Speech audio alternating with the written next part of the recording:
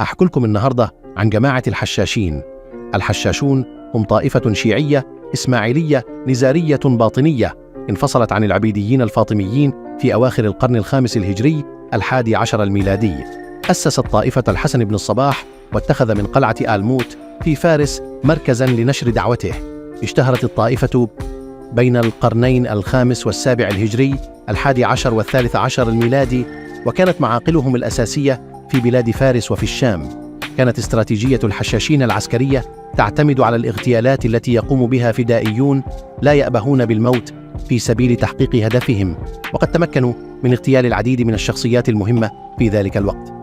قضى المغول بقيادة هولاكو على هذه الطائفة في بلاد فارس سنة 1856، وسرعان ما تهاوت الطائفة في الشام أيضا على يد الظاهر بيبرس سنة 1872. قلنا في الكومنت حابب نتكلم عن إيه الحلقة الجاية. لو عجبتك الحلقة ما تنساش تعمل اشتراك في القناة وتفعل زر الجرس.